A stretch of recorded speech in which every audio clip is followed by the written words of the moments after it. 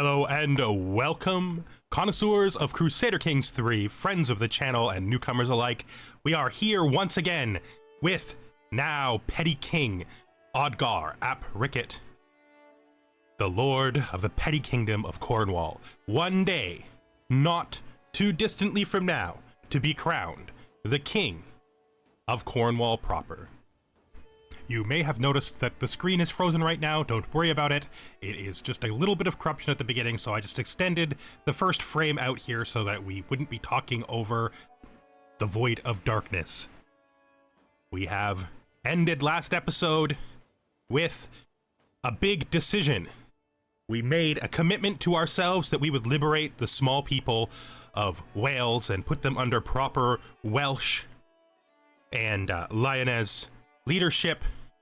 And so we have decided that since the Danelaw is in a nearly endless war with England that is eating up the troops of both realms constantly, that we should do this war now because another opportunity may not arise for many years. And we feel ready.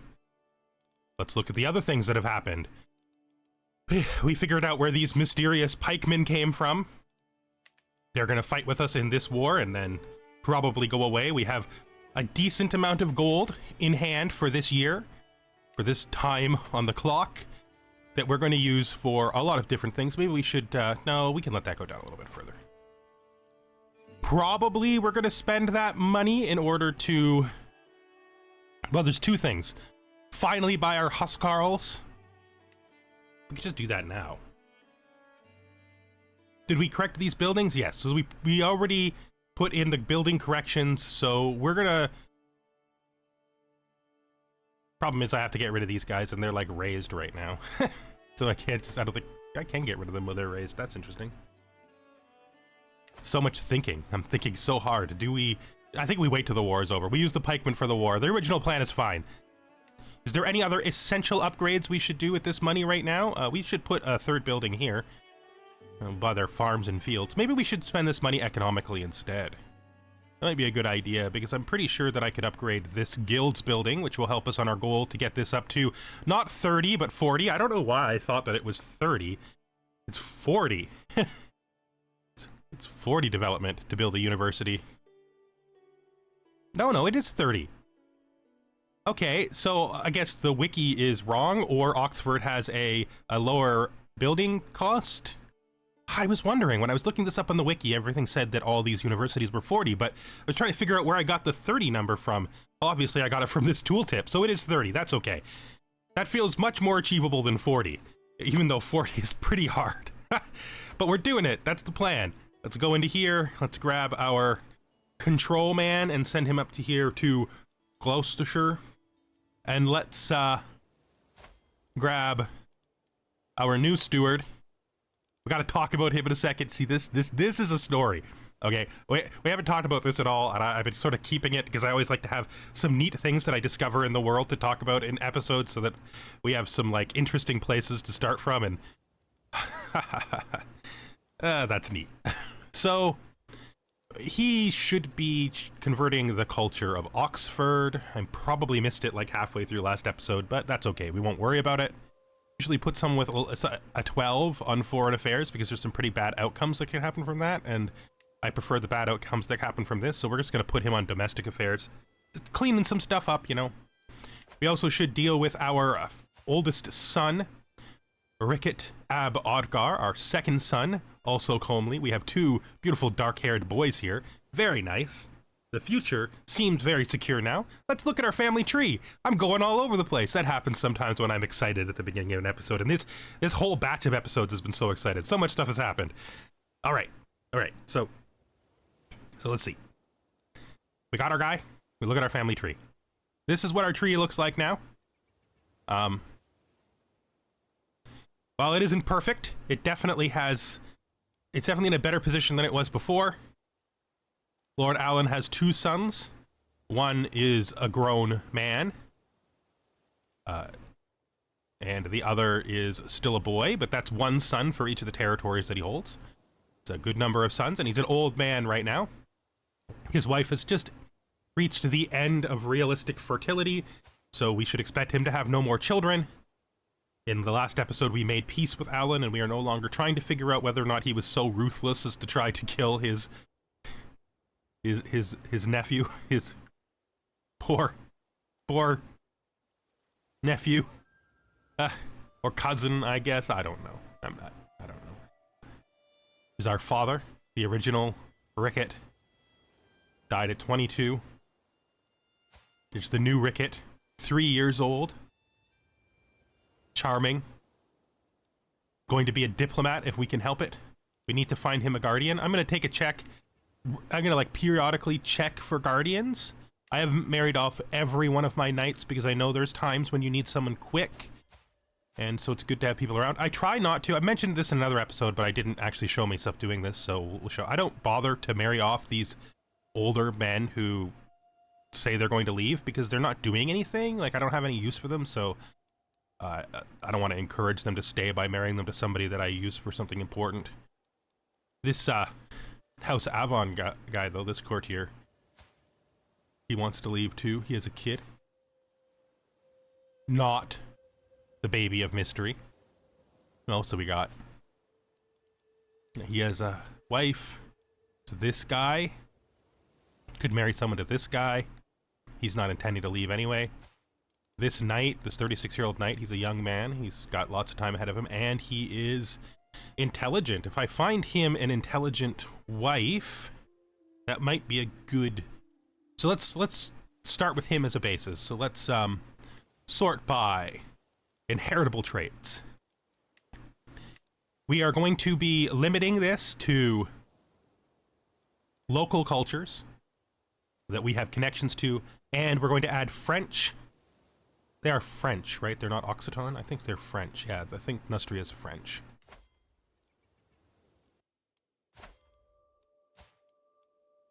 Oops. I clicked the wrong spot. There we go. He's French. So we have French connections, so I'll also include French women as possible people. What is... Who are you, Isolt? Have you been around the whole time and I missed you, or have you just been a child that I've been avoiding marrying to people? You're 27 years old. It doesn't make a lot of sense you're a child. That's... I mean, regardless of anything else that happens, we need to bring her in. He is a minor noble, so we won't be forcing her to marry below her station if they get married. This is just really, really good.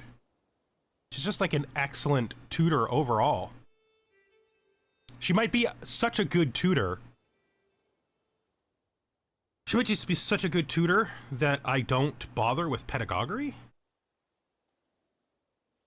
I don't think pedagogy will do a better job than somebody who's a genius and a storyteller. She's not the best diplomat, but I mean, her intelligence really makes up for it. I mean, this marriage is happening anyway. I'm just considering the implications of it. So we're just gonna bring her into our court, even if we don't have her raise our child, but we probably will. I also want to raise my second son, if I can find someone suitable, depending on what his preference is. I want to raise him Welsh, because I'm going to make him the King of Wales. And if I make him the King of Wales, then I think it would be cool if he, like, was Welsh, and we like, prepared him to rule over the Welsh people that way. I think it make things easier on him. There's going to be a lot of questions about who we give the titles to down here once we're an actual king, and we can start handing out the pile of duchies that we hold. We certainly don't need to be holding Wessex. We're not going to be holding any duchies up here in Wales. So that's a thing. Wanted to talk about my best friend's moves. Apparently, Howell's youngest son, Owen, the guy who was temporarily our spy master and died really early on into our reign, because he was the youngest child, got married matrilineally to Earl Edelwald's sister. So this little place here in Gwent is being run by Lord Cuthred, who is insular like his father was, because the Earl is Catholic now, but his father used to be insular. He converted and then converted back. Like when the wave that turned Howell insular struck, the Duke of Weiss was also one of the people who became insular, so he's still insular. And he's a Perry, so he's of the same family of my best friend, Earl Edelwolf. So Earl Edelwolf here, he... I think it's Ealdwulf, actually. His family might be in the running to gain this duchy. So I gotta tell you what my thoughts about this duchy are. If Arthael is still alive, then we're giving it to him. If Arthael has died, I have no relationship with his young son, and Lord Cuthred makes a good candidate. He is a few years younger than me, and he is currently on my council as my steward. Another option would be Alan. Although we have forgiven Alan, though, I'm not so convinced we've forgiven him so much that we're going to give the land to him. But a good choice other than him would be his son.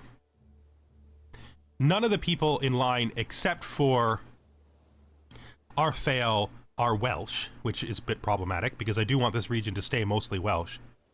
But I think... Nope. I was going to say I think his daughter is Welsh, but she's not. So we'll have to think about that. We'll have to think about that. My first candidate, though, will always be Howell's last son, if he happens to still be alive. I just don't know if I can get the prestige I need fast enough to race his death. He's actually quite healthy right now, though. He's like doing good at 65. He's athletic. He's whole of body. He's got a bunch of health boosts that are going to last him quite a number of years. My man might make it. I mean, these are going to run out, but he'll still probably be fine, right? Just whole of body alone usually makes you fine into your late 60s. If we get this done in the next couple of years, the man might still be alive, and there'll be no question, because it goes to him for certain. Probably I should give it to his son if I don't give it to him, because that feels like the closest to the original agreement, but I don't want to commit to anything yet. But it's neat that my best friend's sister's son is in line for this title, a title that he really had no... Like this family had no association with whatsoever, because, I mean, he's a good candidate. Maybe somebody that I actually know pretty well. I mean, I know all the candidates well, but Alan, I don't know whether or not I can ever trust again, because although I never did find out for sure he's a murderer, I think he is. I mean, at least he begged for forgiveness, and we're deliberately trying to not find out whether that's true. Let's do this war. So we've called in our ally, but we're not calling in Brittany because we don't want to use any more of our renown, because we actually want to start getting these. What else is there? We have enough money in the pocket that if they pull in some extra troops, we can get some mercenaries, so that's a thing. Yeah, let's go. Just gonna try to stop these guys from getting too much attrition by splitting off some besiegers. Alright, so she's now married into my court. Send you to here.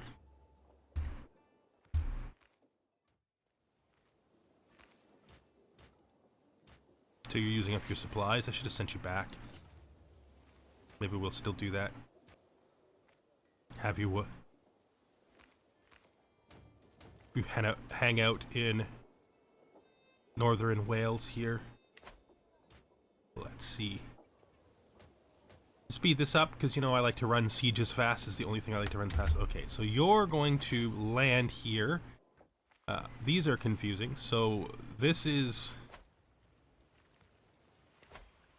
I think our enemies are the ones that are trying to land here, and our allies are trying to land on top of us, which is good, because that'll help protect our besiegers if these guys get ideas. Okay, he's gonna just try to escape right away.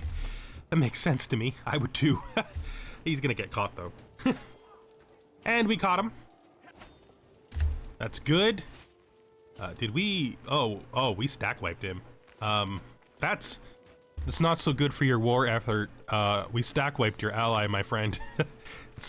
That was not what we expected the outcome to be. I think anybody here didn't expect that to happen, but it did, and now it's over, and it can't be changed. We're probably gonna have to besiege every single place in Wales, and maybe some others too. We'll just try to keep on this. We'll move them into here. I think this is big enough for them, right? Yeah, it is. Just keep our, the bulk of our troops behind our besiegers so that they don't, so we don't get too much attrition. Keep our numbers high so that he doesn't get any ideas. That's raiders. Where are you going? Okay, it's fine. Ireland is fine. Ireland is none of my concern. Information brokering. Count Rimbert has approached me claiming he has discovered who was behind the failed murder plot against Duke Luder. He has offered to provide me with everything he knows, including names, evidence, in exchange for a favor. To be rendered on a future date. What is his actual position? He is not even in my court. He's just some random guy who's decided that I should know who killed some other guy. So what does this have to do with me? What is... Sir. I'm at war, okay? What is this? Oh, I just got reminded of something I'm supposed to do. Somehow this reminded me of a completely unrelated thing that I keep forgetting to do. That's like a super important part of Ordgar's roleplay. I don't think I care. I don't think I care, right? Like, I would, if it was a local issue, I would care because I want to see justice done. But like, this is some man from a far off land telling me about murders in a far off land. I'm like, okay. It's not even that close to my French connections. I need to romance my wife because she is his bride of choice. Yes, admittedly the second bride of choice, but he did pick her himself before I was playing her. So I'm just going to interpret that as he actually has feelings for her, and we're going to do a romance scheme. I'm going to sing a love ballad because I think it's cute. I have found a classic Anglo-Saxon love ballad which suits Beornfled perfectly. I practice it over and over. Everything must be perfect. I find my beauty walking in the Oxfordshire gardens surrounded by her friends. With my heart beating like a hammer, I kneel before her and sing. Beornfeld's cheeks turn a deep pomegranate red, and she does not interrupt me. Her companions all look pleased or jealous, surely a good sign. You have a beautiful voice, my lord, Beornfeld says before she hurries off. Her friends are quick to follow. I stand up on shaking legs, watching them disappear between the hedges, my heart beating harder than ever. I don't think I can fail at this with the 100%, but, you know, we could screw it up. It's always possible to screw it up. I haven't even seen any sign of his armies, so I think this is going to be fine. A scheme at court. My spymaster has come to me with grave news. While we do not yet know who, someone is plotting to kill my courtier, Itty. My courtier, Itty. I mean, do your job, man. If you find out, then definitely do something about it. But if you don't find out, I mean, you know, that's not a good attitude. Absolutely try to find out who it is. It's your job, and I hope that you do so that we can help our poor courtier not get murdered. The fact that you discovered the plot already greatly decreases the chance that she's going to die. So good job on you. Stewardship lifestyle perk. This should be chains of loyalty. So the question is, now that we have a tutor who's really, really excellent, do we even bother to go to learning right away? I could wait till I get the perk. Once we get this up just a little bit more, we will get... Oh, that's our technology. We will get... No, that's our religion. We can click this eventually. This, which probably is the ideal time to switch over to learning experience when we have more bonuses for it. So I think we'll stick it out for now. I'm not quite in a rush yet because I don't think I'm going to be training my own kids, so I'm not trying to rush to pedagogy anymore. Romance, the gray one. My sweet Beornfeld. I sigh as I kneel before her. My only desire is to bring you honor and happiness. Pray tell me, how can I prove my love for you? Petty Queen Beornfeld hesitates and her cheeks turn red. By God, I hope she is pleased and not embarrassed. Slay a wolf for me and bring me its pelt. Then we may continue this conversation. Ooh. Gotta tell ya, making this a martial challenge is kind of annoying. It feels like the expert hunters who almost never fail at a hunt should probably just be able to do this. I'm gonna try to do it myself. Ah, we got it. We got it. Wolf pelt, nice. Wave after wave, a visage of calm. Is this another one? I thought there was supposed to be like a cooldown between these things. Why am I just like continuous, or is this not? Is this just a stress down event, or is this another death event? I actually don't recognize this event, so I don't know what its source is. I hope we're not getting another death event, but we just got the horse trigger last episode, so they're supposed to, like, we're not supposed to get like 6 of them in a row, okay? The river near Oxfordshire offers a wondrous source of easy transportation, one that I have occasionally had cause to find myself using, as today. It's invigorating, really, listening to the grunts and calls of the rowers easing us along with the current, watching the landscape roll by, even as I remain completely still. Standing on the boat's deck, leaning over the side, I feel so very peaceful.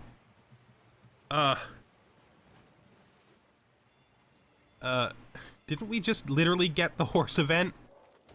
Didn't we literally just get the horse event? Like, what's happening? Okay, I guess we'll move the back army up to here. This war seems to be going pretty well. There's no sneaky sieges happening down here. We finished our control task, but there are more to do. That's not the right place to go for him. This is the right place to go for him. Cornwall should be the last location before we have order in the Heartland. Good. Why? Why would you do that? Sometimes they quit at random and I don't understand it. But sure, if you don't want to keep doing the job that you've held for like two lieges in a row anymore, that's fine, I guess. Feels like a bit of a slight, though. Both of these guys are excellent, but this guy's slightly younger, so he'll be in the job longer, so I'll give it to him.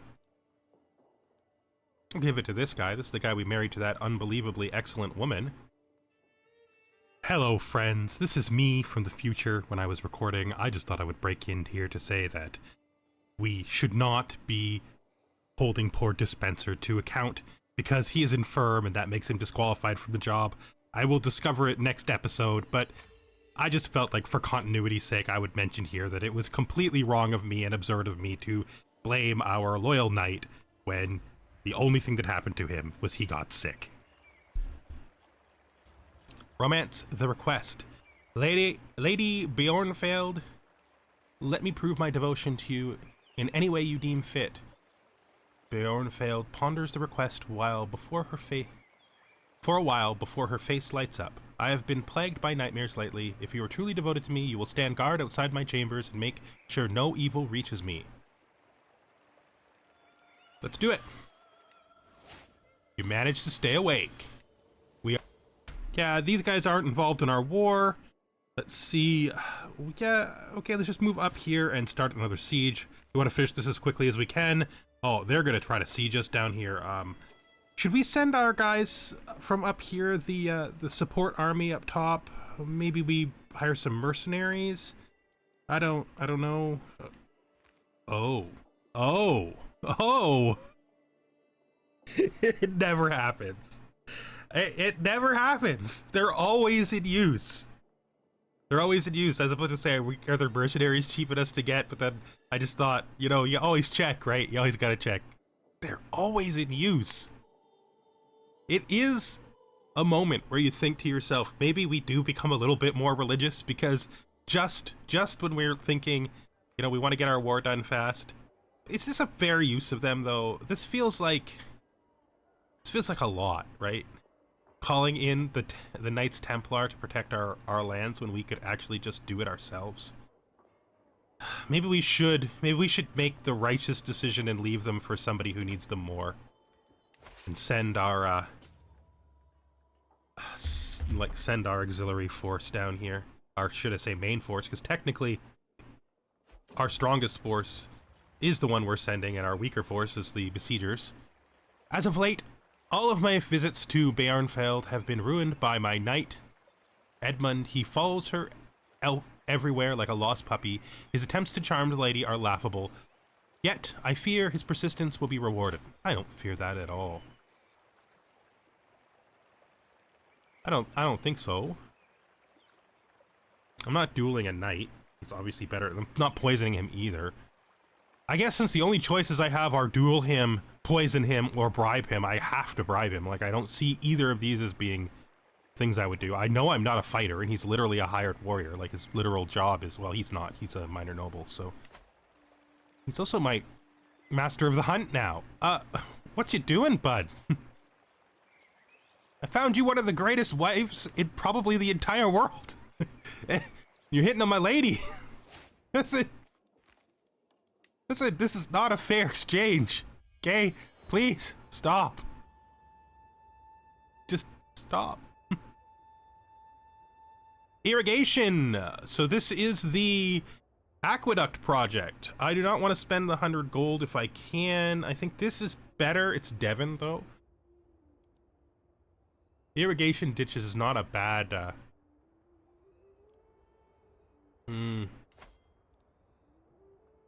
Is this worth it? It has basically no growth on its own right now because it's got like the tiniest 0.02 from my book. I mean, it would help us. Is that worth the investment of 100 gold?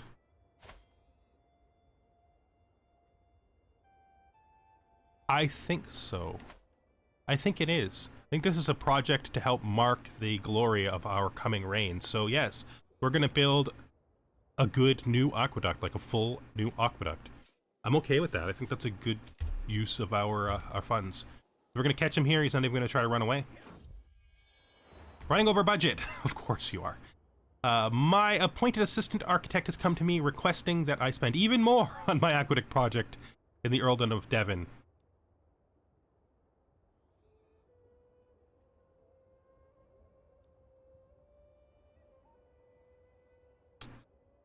I wouldn't do this. I'm not exactly a man who's free with his money, but I wouldn't do this for sure. So let's do it. Oh, we got the project is completed. That's the rare outcome, and it's cool, and it makes it feel worth it. But boy, that was a hard bet. It's a successor of the Knight of Might. He's now in place. Did we lose our knight then? What happened here? We did. Do we have anybody who can take his job? Nobody who's acceptable. That actually quite sucks. Because we can't try to find someone. Maybe we do a, what is the trait required for this? It can actually be quite difficult to find what these traits are. The system is a little bit arcane when it comes to figuring out what the traits are that you need. If we look at successor, does it tell? Oh yeah, it tells us here.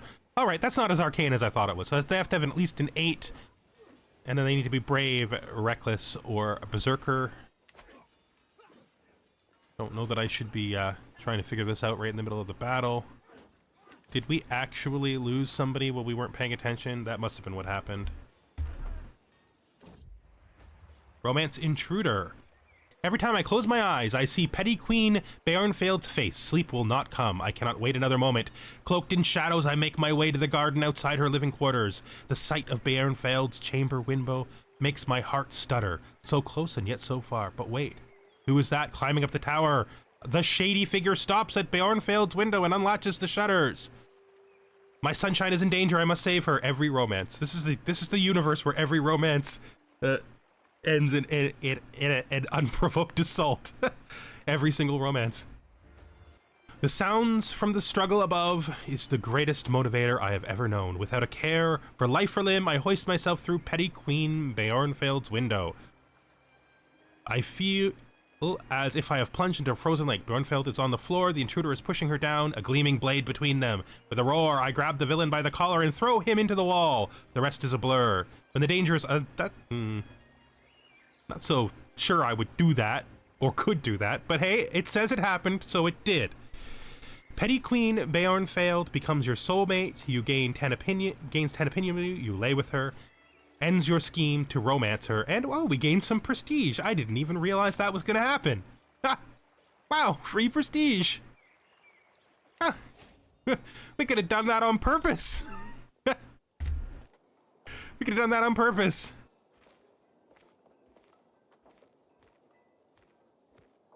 We seized...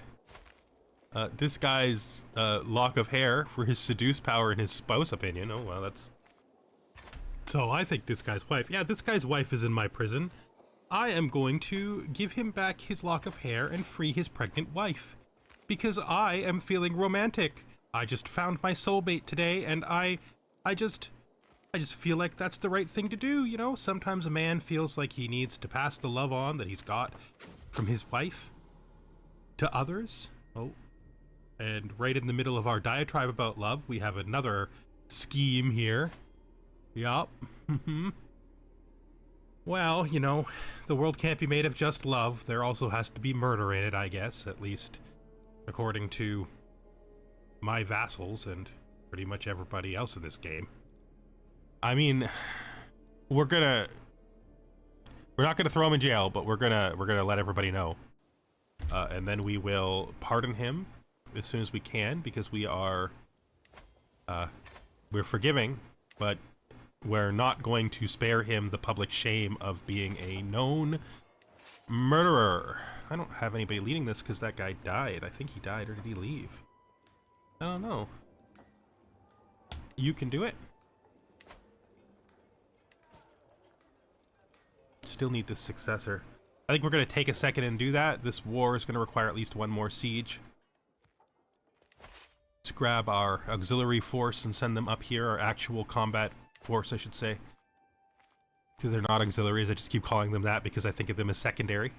It's just a mental thing in my head. My wife is pregnant, and I didn't even realize. When did that happen? 3 months ago. All right. Well, we missed the announcement of our next child. I think if it's a boy, we might try to have him made a monk. If it's a girl, we'll try to find her a good situation. You know, like we treat all of our children.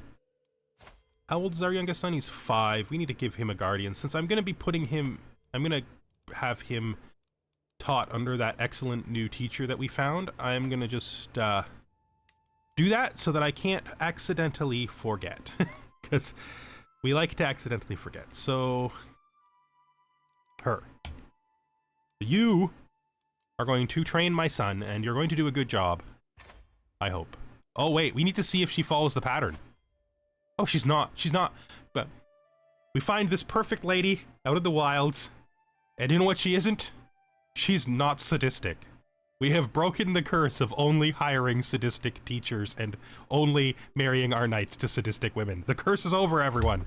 We can now move forward knowing for certain that we are not particularly inclined towards sadistic women in our court. Irrigation, bringing life. Why are you wearing this all the time? You're insular, so you're not a nudist.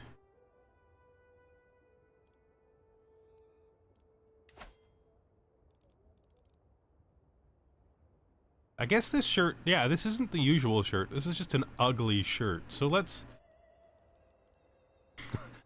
take control of this guy's life and give him an official order that if he wants to retain his position, he needs to wear something that doesn't look like he just rolled out of bed. Literally, this moment represents me looking at this guy a little side-eyed and being like, dude, You need to start wearing clothes like you didn't just roll out of bed if you're going to hold a professional position, okay? That's just how it works. I am present to witness the last stones being placed in my new aqueduct in the Earldom of Devon. My steward holds out a cup and catches the first few drops of flowing water before offering it to me. The ground is still hard and inhospitable, and much work remains, but the water is fresh and will in time bring new life to this soil. As the rivulets become a stream, I reflect on all that my work has taught me.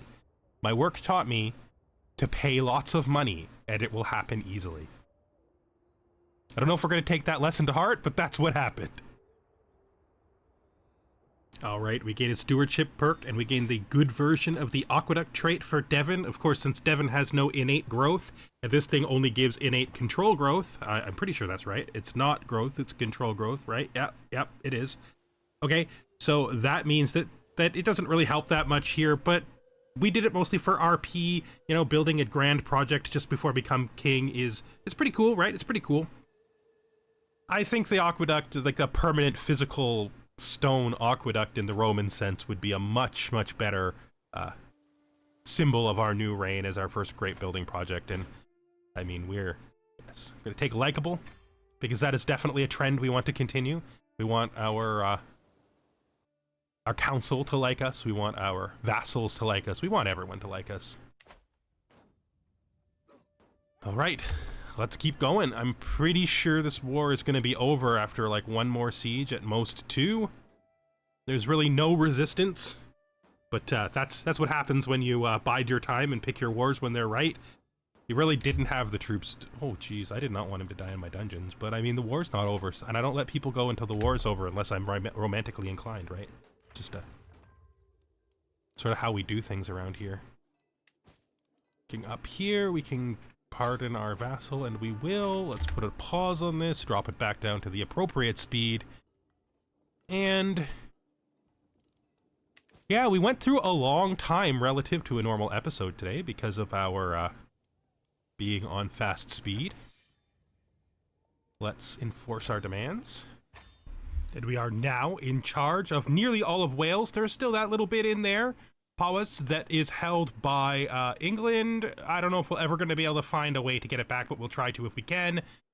We do not want to become the king of Wales, though. Not yet. We will someday take that crown, because we want to split 2 crowns, one for each of our 2 first sons, one King of Wales and one King of Cornwall. I just wanted to say, somebody mentioned early on in a really early comment that they thought I couldn't do this because I was no longer Cornish, but as you can see, it's actually your culture and then Brythonic cultural pillar, but the your culture name changes with your culture, so it's fine as long as you have the pillar. So we're going to be able to do this just fine. You know, there's a good argument that it would probably be more efficient for us to use a regular kingdom, but because I intend to split Cornwall and Wales for my 2 sons, that's not really for the best. We want the different de jure duchies to go to the right place. But this is all concern for the future. This isn't concern for today. Our sons aren't even grown. Our oldest son is like 5 or 6. Still don't know what to do about the Brittany question. Maybe if I have too many sons, we conquer Brittany for our other son. We're going to give 1 son to God. We're going to make 2 kings. And if we have another son, maybe we need to conquer Brittany. I don't know. What I do know is that I have 2 sons and I want them to stay on equal standing. Once we get more sons, we'll probably give 1 to God. And then after we give 1 to God, we'll see what we do from there. Disband all of our troops. And we have been at this for 40 minutes. I think a ton got done today, though.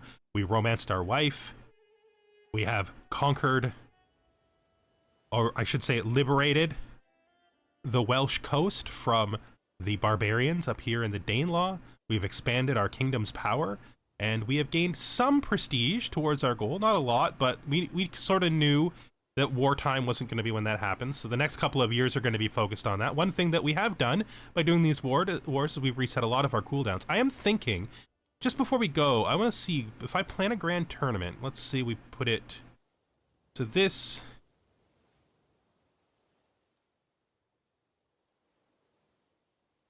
We sort of want to put it, this is probably the best place, but I don't think anything that we have here would help us with what I want to do, and I don't think I have stables anymore because I removed the stables from here.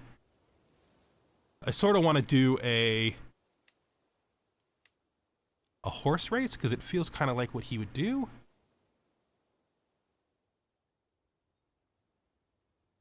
you know, I think he would be really interested in horse races. He's getting an idea of how much this is going to cost, about 300 gold. So I think we might move towards doing a horse race. I think it would be a cool thing to do, and we haven't done a tournament yet. And I like the idea of him maybe even making horse races a thing, like maybe building a racers coliseum. I mean, there's nothing to really represent that in game, but we can pick a duchy in our control. Then we can build. Well, I mean, when we get our next building, so that's like a kind of a ways away, actually.